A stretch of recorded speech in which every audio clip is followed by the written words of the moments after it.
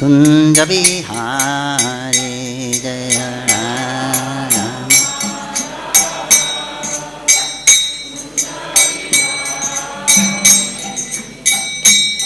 Jaya Radha Madhava Kunja Vihari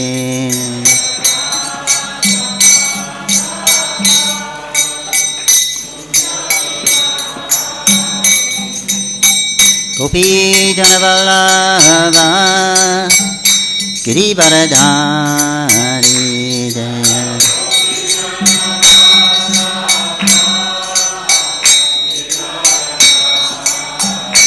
Jai Gopi Janavallabha Girivaradhari Jaya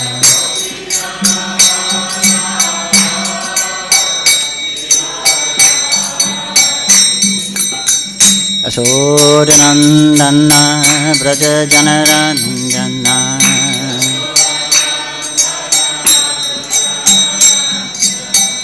Yasuranandana Braja Janaranjana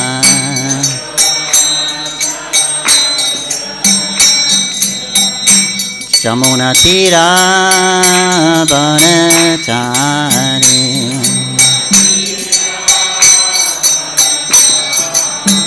Jamuna Tira Vanachari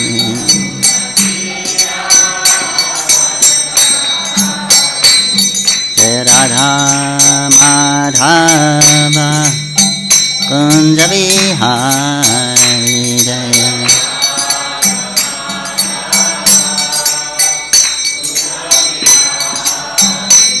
Jai Radha Madhava Kunja Vihari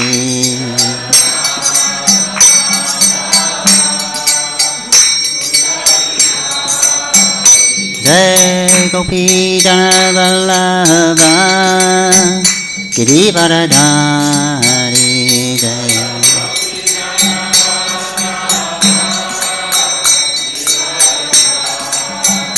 Jai Gopi Janavallabha Girivaradhari Jaya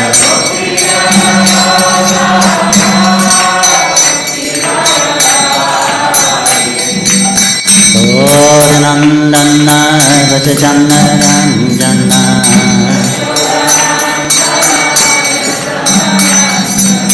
Yasuranandana Vajjana Ranjana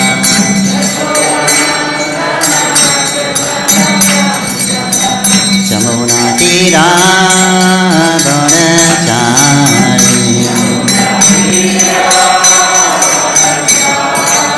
Jamuna Tira Vanachari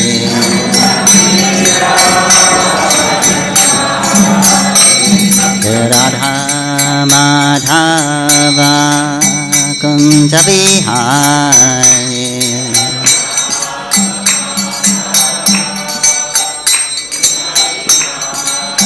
Jaya Radha Madhava Kunja Vihari Jaya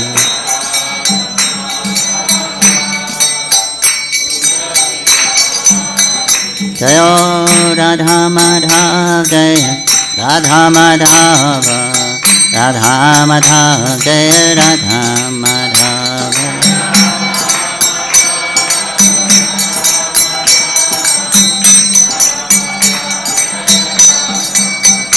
Jai Radha Madhava Jai Radha Madhava Radha Madhava Jai Radha Madhava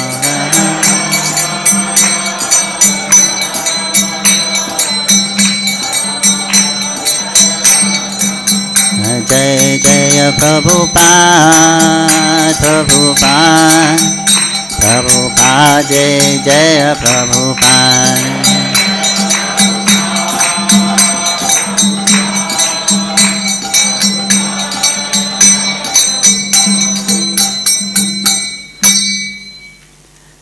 Jai Om Vishwad Ramang Sapari Graj Sri Srimad Bhagavatam Bhakti Vedanta Swami Shri Prabhupada Ki Jai ISKCON founder Acharya Srila Prabhupada ki jai, the Koti Vaishnavinda ki jai, Namacharya Srila Haridas Thakur ki jai, Prem Shri Gaho Shri Krishna Chaitanya, Prabhu Nityananda Shri Advaita Gadadhar, Shri Basari Gaur Bhaktavinda ki jai, Shri Radha Madhava Gopinath Shamakunda Radha Kunda, Yadi Govardhana ki jai, Shri Vandam Sri Mathura ki jai, Navadip Mayapadam ki jai, Shri Jagannath Puri Dham ki jai, Gangamahi Chamunamahi ki jai, Tulsi Devi Bhakti Devi ki jai, Sangha Veda Bhaktavinda ki jai, Harinam Sankirtan ki jai, Yugadamanam Sankirtan ki jai, Srimad Bhagavatam ki jai, Jai Nitai Gaur Premanandi.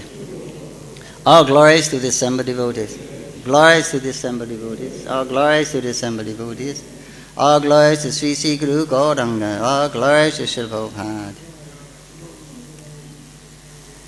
Hare Krishna. This morning we are reading from Sri Srimad Bhagavatam, Canto 8, Chapter 3, entitled Gajendra's Prayers of Surrender, text 32 and 33. What is on the board? 32. We're reading text 32. Om Namo Bhagavate Vasudevaya. Om Namo Bhagavate Vasudevaya. Om Namo Bhagavate Vasudevaya. Sonta Sarasi Urupalena Ghrita Arto Dvistva Karutmati Haring Kha Upata Chakram Utkshipya Shambhuja Karam Jiram Aha Krichram Narayana Kilo Narayana Kila Guru Bhagavan Namaste.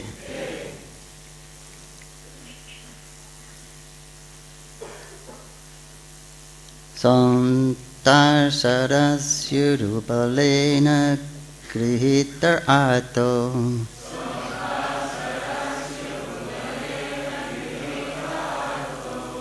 Drisvagarutmati Harim Ka Upata Chakram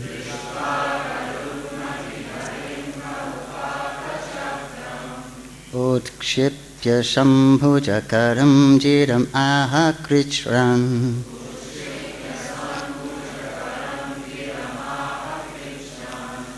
Narayana Kila Guru Bhagavan Namaste.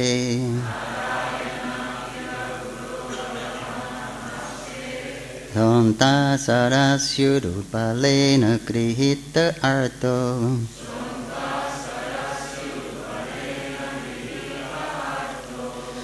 Dritva Garutsmati Harim Ka Upata Chakram Utkshipya Shambhujakaram Jiram Aha Krichran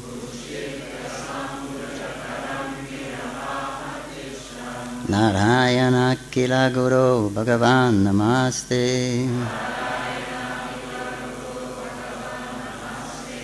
Santa Sarasya Urupalena Grihita Arto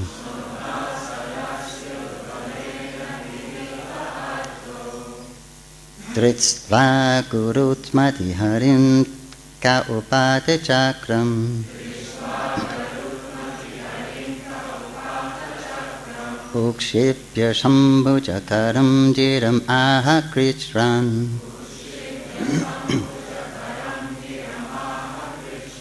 Narayana Kila Guru Bhagavan Namaste.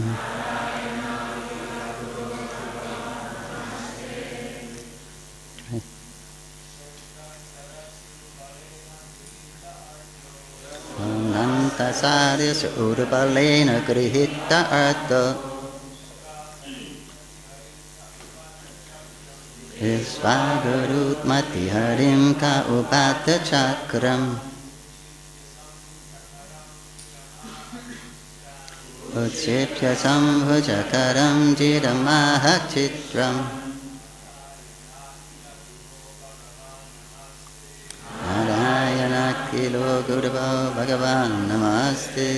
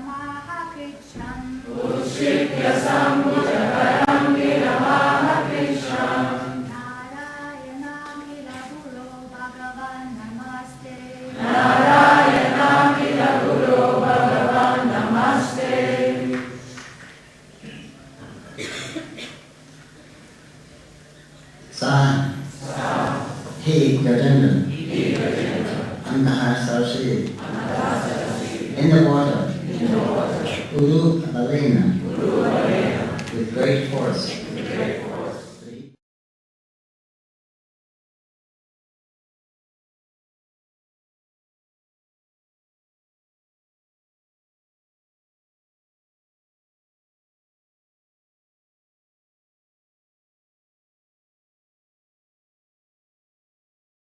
Garuda, Harim, the Lord, K, in the sky, Upata Chakram, wielding his disc, Ukshipya, right, raising, Saambuja Karam, his trunk, along with the lotus flower, Jidam Maha, uttered the words, Krish Bharat, with great difficulty, because of his precarious position. Narayana, oh my Lord Narayana, Akhila Guru, O Universal Lord, Bhagavan, O Supreme Personality of Godhead, Namahate, I offer my respectful obeisances unto you. Translation. Gajendra had been forcibly captured by the crocodile in the water and was feeling acute pain. But when he saw that Narayan, wielding his disc, was coming in the sky on the back of Garuda, he immediately took a lotus flower in his trunk, and with great difficulty, due to his painful condition, he uttered the following words: O my Lord Narayan, Master of the universe, O Supreme Personality of Godhead, I offer my respectful obeisances unto you. Please repeat. Gajendra had been forcibly captured by the crocodile in the water and was feeling acute pain. But when he saw that Narayan, wielding his disc, was coming in the sky on the back of Garuda, he immediately took a lotus flower in his trunk, and with great difficulty, due to his painful condition, he uttered the following words: O my Lord Narayan, Master of the universe, O Supreme Personality of Godhead, I offer my respectful obeisances unto you. Prabhupada by Divine Sesi Bhaktivedanta Swami Prabhupada. The king of the elephants was so very eager to see the Supreme Personality of Godhead that when he saw the Lord coming in the sky with great pain and with a feeble voice, he offered respects to the Lord. A devotee does not consider a dangerous position to be dangerous, for in such a dangerous position he can fervently pray to the Lord in great ecstasy. Thus, a devotee regards danger as a good opportunity. Tat tenukampam shushamik shamanam. When a devotee is in great danger, he sees that danger to be the great mercy of the Lord, because it is an opportunity to think of the Lord very sincerely and with undiverted attention. Tatte nukampam shusham nikshamano punjana ivatma kritam vipakam. Bhagavatam 10:14-8. He does not accuse the Supreme Personality of Godhead for having let his devotee fall into such a dangerous condition. Rather, he considers that dangerous condition to be due to his past misdeeds and takes it as an opportunity to pray to the Lord and offer thanks for having been given such an opportunity. When a devotee lives in this way, his salvation, his going back to Godhead, back to home, is guaranteed. We can see this to be true from the example of Gajendra, who anxiously prayed to the Lord and thus received an immediate chance to return home, back to Godhead. Namo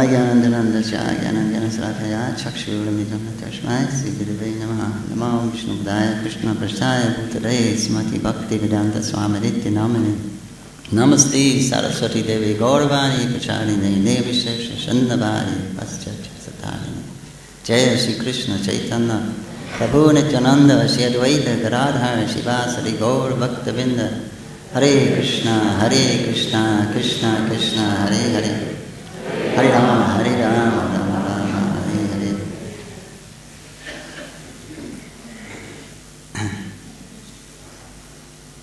These two slokas end the third chapter, Gajendra's prayers of surrender.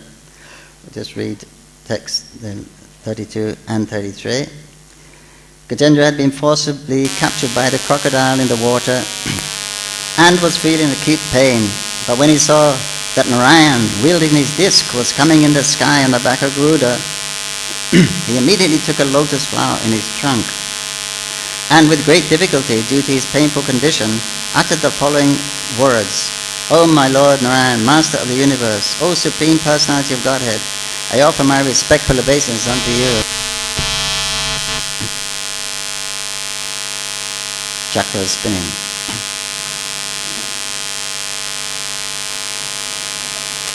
Is that right, engineers?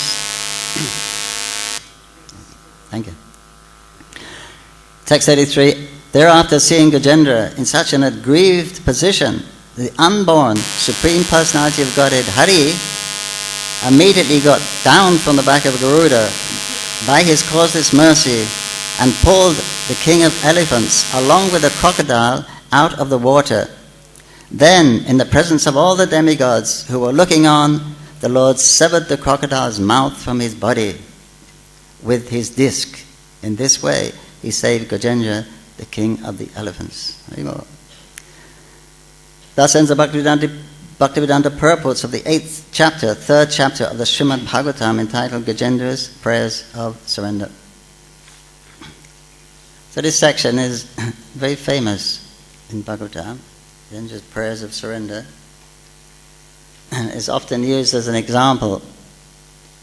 What knowledge did Gajendra have? He surrendered to the Lord, became a pure devotee. What knowledge did he? He was an elephant. So it gives him as one of the examples. He was an animal, but by the Lord's mercy, he got liberation. He went back to Godhead.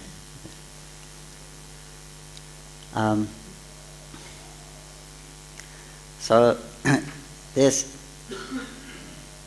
the situation that he was in, he was fighting with the croc for a long time, a year, according to our calculation, I think 1,000 years according to their calculation. This is in Satyuga. He was fighting for, it says, 1,000 years, and they were pulling each other this way, backwards and forwards, but the croc actually got the better of him.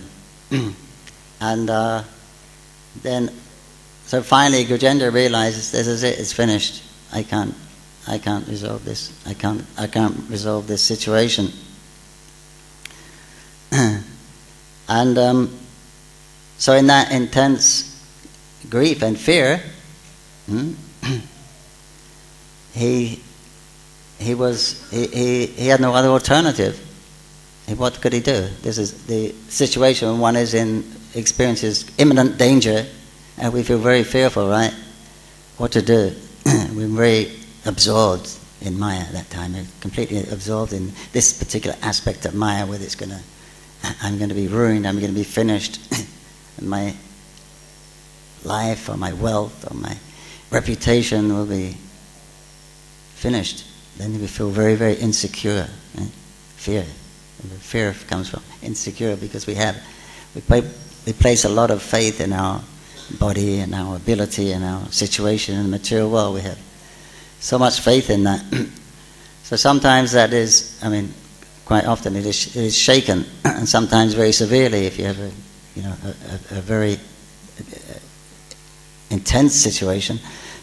Then it really brings you to your senses, and you become very sober at that particular time. So especially if it's a matter of life and death, because after all the body is the most dear to everyone who is in the material world. So so then you've got to think, now what? When you're in danger and you actually can't do anything, you've explored all the possible avenues in your mind, and it's critical. It's there. It's here and now. What are you going to do? And when you've run out of resources, then what do? You're stuck, you see. So then a very fearful situation. But the devotees of the Lord, there's an alternative. They can surrender to the Lord, the unborn Lord. So Krishna says, these 4 kinds of pious people, they surrender unto me. The other impious people, they can't do that. They don't have the option. They're impious. So one should be pious. Over above that, then one should be a devotee, of course. And Krishna says in Bhagavad Gita, a little endeavor in this I can't paraphrase. A little endeavor in this devotional line, this service, can save one from the greatest type of fear.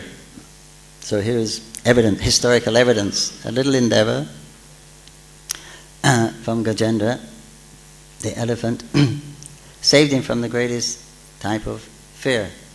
Because he was helpless, and because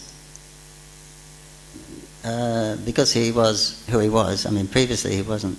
He was a devotee. Actually, he was a king, and that will be explained in the coming chapters. He was a king. And he was cursed, and he didn't do anything wrong. Actually, the sage, just like Parikshit Maharaj, he didn't do anything wrong, but he was cursed. Right? So the same situation. He was a king. He was a very pious devotee. He left. He'd taken Vanapras. He was in the forest doing his ashram, doing meditation. The sage came, and he was ignored, felt insulted because he wasn't received properly. Cursed him, you're dull, you become an elephant. so that was it. The next birth he became an elephant. So I don't know how this fits in with karma. Of course, the mentality is, for the devotees, the mentality is explained here, that we accept all this reverses in life, all this suffering simply as a result of our impious activities. We have to go through that, and with knowledge, then you can. This is the good thing about knowledge. Then you're not bewildered in these conditions. You know what's happening. I'm suffering the reactions of my previous sinful activities. So this is a great samskar that I'll not do it in the future. I'll not commit sinful activities in the future. That is the purpose of this, with the reverses in life. In this, when the sages curse people, it generally ends up a blessing. So I don't know exactly. I've never heard. I mean, I've asked, but I never. Because everything in the material world is karma, they say. But how this fits into karma when the sage curses, whether it's a desire of the Lord, or because he wasn't meant to get that kind of result for the activity they performed. We don't know what he did in his previous birth, but anyway, it was a benediction. In the next birth, he went back to Godhead. So it was a great benediction, actually. Only one birth, one more lifetime, he went back to Godhead. Who wouldn't jump at such a opportunity? And the birth wasn't so bad. An elephant, not so bad being an elephant. They don't have many enemies. Crocs and lions and other big elephants. But they don't have many enemies. They stroll about quite leisurely. So it wasn't a bad birth. But he, of course, his mode of ignorance, he couldn't remember the Lord. But because of his previous endeavor to serve the Lord, his endeavor he practiced, it was Vanapras, he was practicing austerities, he was endeavoring, he was making that endeavor to know the Lord, to understand the Lord. Therefore the Lord reciprocated him and gave him remembrance. From me come remembrance, knowledge and forgetfulness. So usually when we take an animal less than a human, you don't get remembrance of the Lord. But he made an exception in this case. The Lord made an exception, so that's the Lord's mercy. So it's worthwhile being pious, being a devotee. There's no loss or diminution. There's always a great benefit. It can save you from the greatest danger. So he got this. So this is an exhibition, historical exhibition of how the Lord's mercy came to, how he came, and the Lord actually saved him, because he was praying. He was helpless, you see. So that helpless condition is a good situation to be in sometimes, at least to get realization. And you realize you are actually dependent on the Lord. When all else fails, then you feel insignificant. So it's a wake up. It's a great call to someone to take the spiritual life seriously. And even in spiritual life, in even advanced devotion, this is also a great component of bhakti, this feeling of helplessness. It's in the highest stages of devotion, prema, in love. Then this helpless feeling also comes in. feeling, because it put that in that feeling of helplessness, then that's actual, humility. You are actual humble at that time, because you're feeling helpless. There's nothing you can do about it. You feel you're at the mercy of the Lord, that you don't have any other ability. So that's a very desirable position to be in, to evoke the Lord's mercy. In the earlier stage and in the advanced stage, it's a desired position to actually increases the feeling of separation, which, when the Lord appears, because the Lord is bound by the love of his devotee. If someone actually depends on the Lord, then the Lord is bound to that devotee. So he will definitely come. If one surrenders to the Lord and has no other shelter, then the Lord will definitely come. So that was that is in the. And then when the Lord comes after that intense, situation of fearful situation, then it's great ecstasy. So this is how it goes in the advanced stages of bhakti. This separation and union, separation and union. That's what goes on in the spiritual world. That's actual perfection. So they're both necessary to nourish. They both nourish each other. But in the beginning stage also it's good. In the middle stage it's good. In the end stage it's also desirable. These reverses in life. So the devotees, the advanced devotees, they see that it's not. They see this dangerous situation as not being dangerous, but another opportunity to surrender to Krishna. Krishna's give me a wake-up call. I've forgotten him. I wasn't surrendering. Now I'm in this predicament. I didn't surrender last life, and now I've got to face this. If I don't surrender this life, I'll have to come back and face other situations. So, thank you.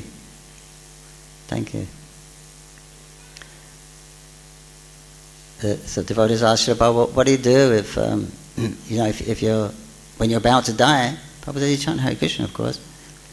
He said, but what do you, at that particular moment, say the airplane is flying over and it drops a bomb and it's coming right where you are. What do you do? Prabhupada said, you say, oh, here comes Krishna. Krishna's coming to take me away. Hare Krishna, Krishna Krishna, Hare Hare, Hare Ram, Rama Ram, Hare. Boom. Back to Godhead. Quick exit, easy exit. So that's the position of the devotee, serious devotee. If you can see the Lord's hand in everything. Queen Kunti also prays for benedictions like that. Because when there's danger, of course, they're pure devotees, the Pandavas, Kunti. So when there was danger, then the Krishna will always come. You've got to be a pure devotee for that to happen.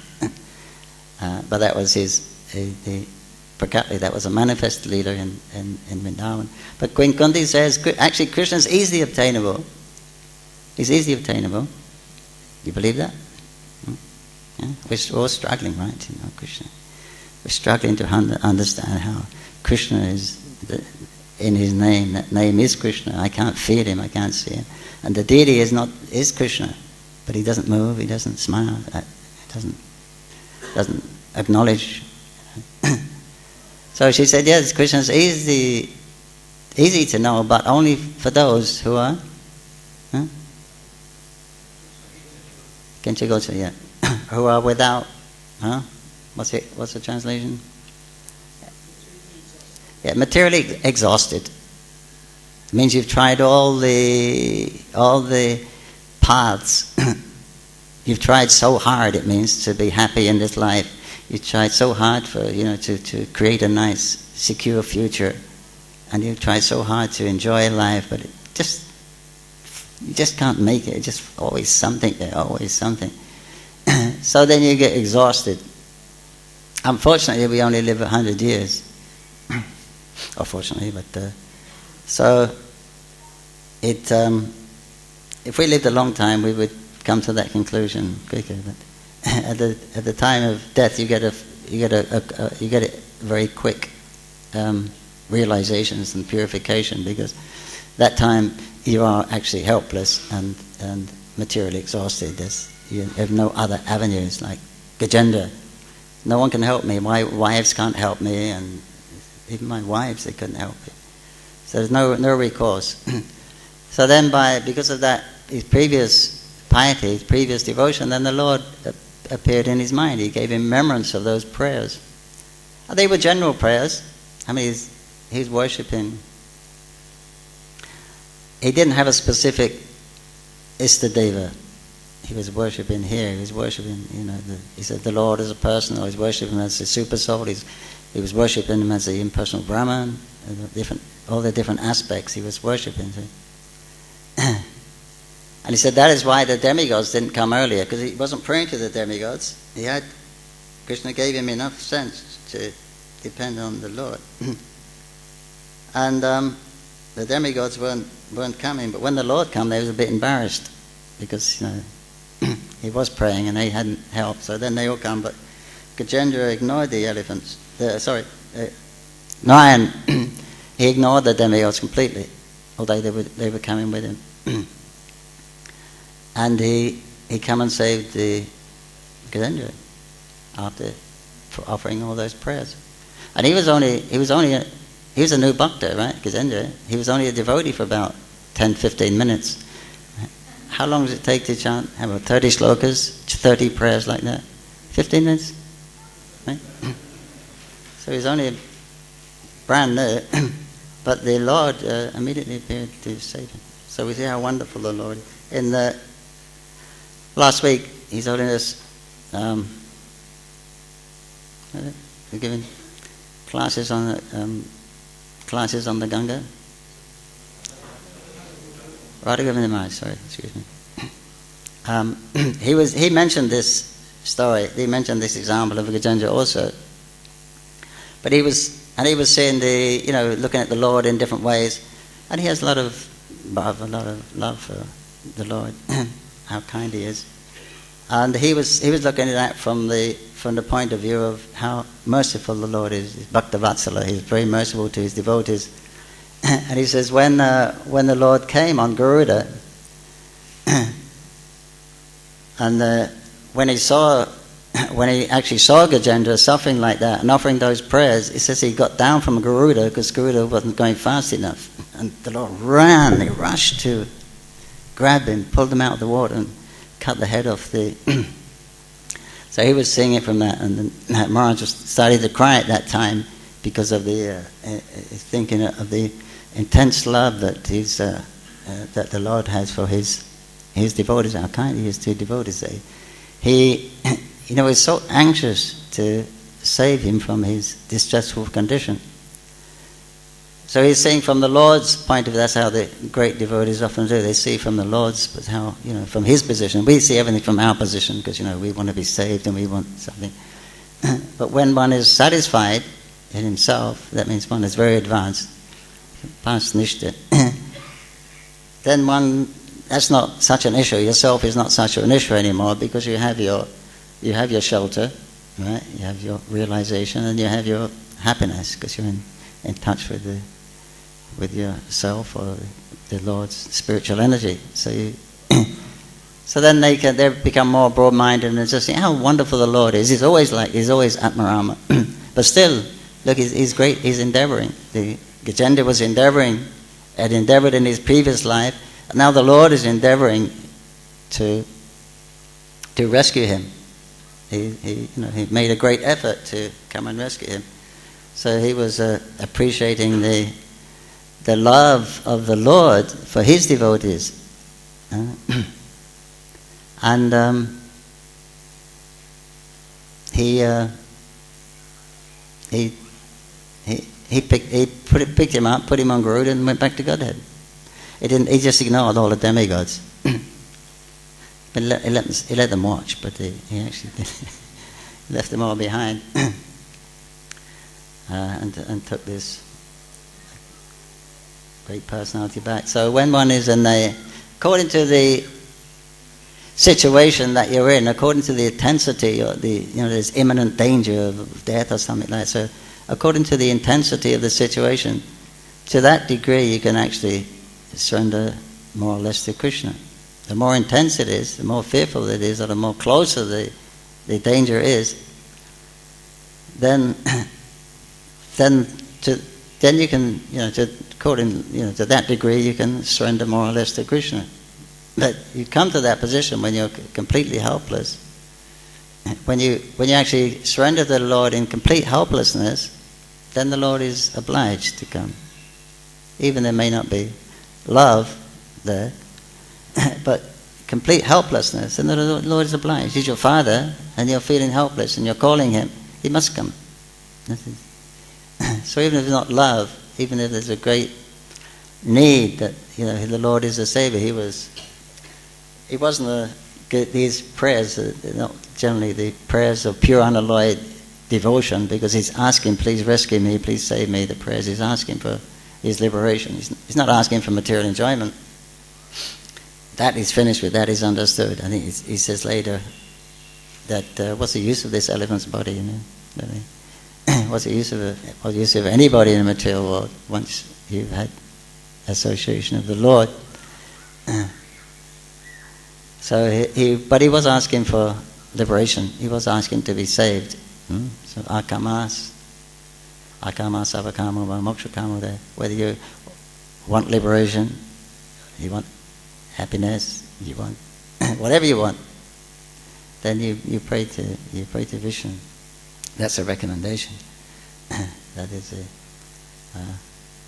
great benediction. So we worship the Lord in any stage of our devotion, and the Lord reciprocates in that according to our one's particular mood and particular need. So there's a very famous chapter in Srimad Bhagavatam that there's hope for us, if there's hope for the Gajendra the elephant, by the Lord's mercy. So it's our endeavor. All we have to do is to endeavor sincerely to follow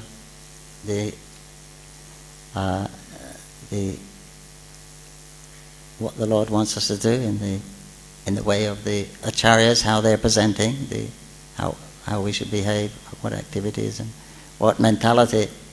We should endeavor sincerely like that.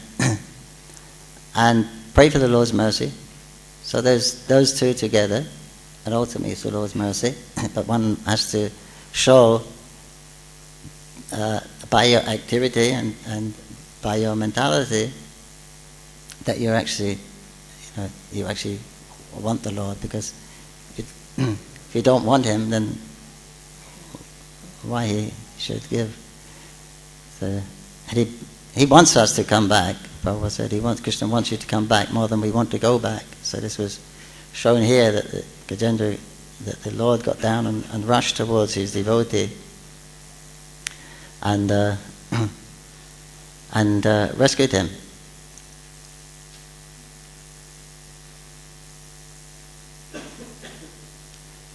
So all these difficulties in life, we can use it to that advantage.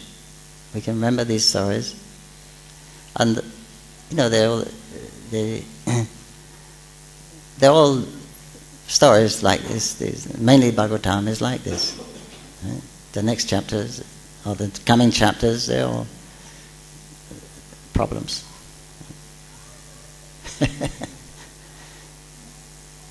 You see, all these chapters are people having problems. Generally, this is Gajendra's crisis. Then the demigods and the demons, the problem there. And the poison comes, another big problem.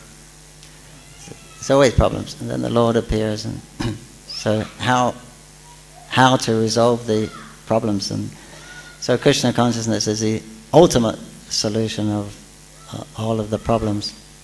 And we know that, as Prabhupada said, there's no material solution to material problems. You can try to adjust, but it actually doesn't work, because what we're looking for is a peaceful, happy future. It doesn't exist. in the material world, for the spirit soul. It can't be peaceful and happy in matter.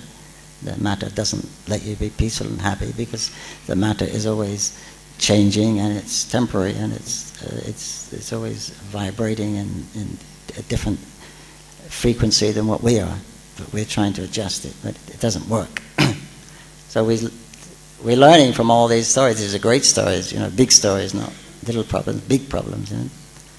So that we learn again and again and again, but that the only successful ones are the ones that actually surrender to Krishna.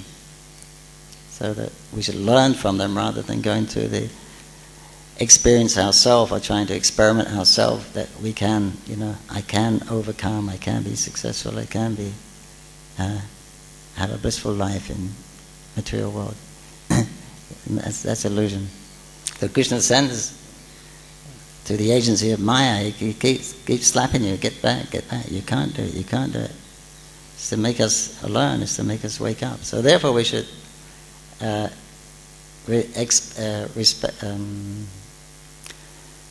we should accept these reverses. He says, "Thank you, Lord." As Prabhupada explained, this verse from the 10th canto, that it's just, you're so kind, I'm suffering a little bit, I should be suffering a lot more. But because you're so kind, you've reduced it now. You just give me a token of what I should have been suffering for my previous sinful activities. And this way go on serving the Lord. He said, then this going back to Godhead or the kingdom of God becomes your rightful claim. This is the attitude to go on patiently, suffering the reactions, understanding that it's just I've caused these difficulties previously.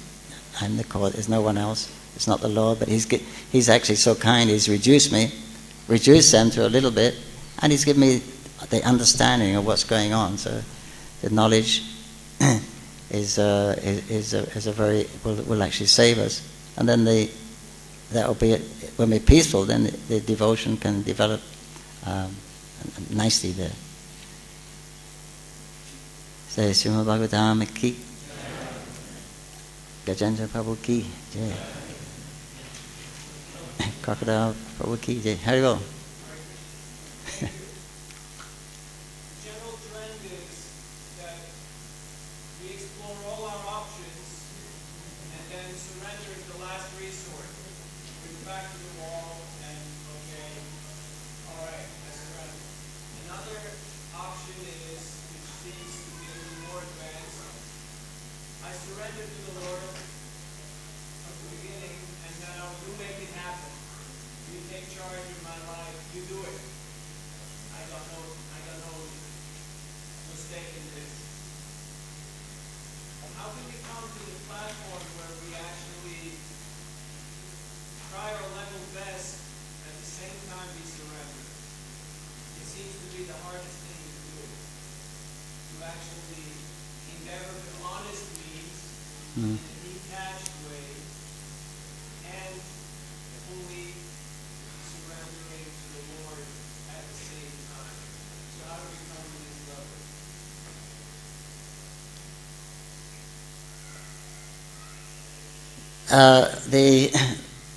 The practice, that's easy. You're following the line of the acharyas. The Guru will tell us how to act. So the endeavor, you must act. No, because we're in the material world, we believe that we are the doers. We believe we're the body. I mean, by intelligence we understand we're the soul, but factually, when we wake up in the morning, we're the body. So in all intents and purposes, we're under the bodily concept of life. Intellectually we understand something else, but still you have to act according to the body. So that you engage in devotional service, which is a recommended activity, which is not, like you say, not a sinful activity, something that's harmful, detrimental to devotional service. So that part's easy, but the consciousness, because we're dovetailing that. Okay, I am the doer, I am the controller, I am the enjoyer. They're there. That's our ground zero when we're born in the material world. with the false ego. But now okay, I'll do for Krishna. That's the first platform, like karma yoga. I'll do it. I want to do this and I want to get that, but I do it and I'll give that to Krishna. But I'm enjoying doing that, and I'm enjoying all the facility that comes with it. But to do it in a detached way, that takes purification. But even from the very beginning, we're practicing that because we're doing it under direction of Krishna. There's purification there. It's his system. If you can't do this, do this, do this. So whatever level we pick up on that. But in the beginning, it's more or less karma yoga. I'll do this for Krishna, right? I'm the doer, I'm the controller. Okay, I'll do it for Krishna. Okay, you do it for me. So we haven't got rid of that identity of the idea of being the controller and the enjoyer, but we're doing it for Krishna, and we're enjoying the result as prasad. But that's the motivation. It's not for Krishna's pleasure. And then in the end, we hope for something different. But right now, we're concerned with the immediate needs. So that will come from the other part has to come from realization. The detachment that has to come by realization, which comes from knowledge and the practice itself. Two combined, they both have to be there. The instructions, the follow to practice the knowledge, that has to be there. That will bring the prayojana. So then the detachment will automatically come. You can practice detachment, but it will automatically come. It may take some time. You can also practice, but detachment has to come from the heart. It's not coming from the intelligence. So we can, like we practice abstination, or follow four regulative principles, things that are not favorable, but that's coming from the intelligence. Because Krishna says you may restrict your senses from the sense objects, but the desire hasn't gone away. The desire to enjoy it is still there. But by continuing that, then that is purifying, because we're endeavoring to please Krishna by following his instructions. We're not endeavoring to please Krishna per se. We understand the mechanics, but it's still in the heart. It's still me rather than Krishna. I'm the important factor. My happiness is really more important than Krishna's. I'm going to Krishna for my happiness to resolve my problems. So that has to become purified. So the basic, the sadhana bhakti part of it, that's to engage the body and the senses and the mind. But the purification will come from that, because it's Krishna's service. Because our subject matter is Krishna, hearing about Krishna, chanting about Krishna, eating Krishna prasad, associating with Krishna's devotees. That will purify. With that purification, the detachment will come, and the realizations will come.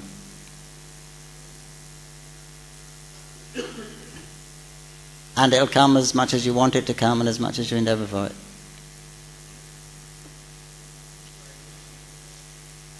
Anyway, do you have a mic? Okay.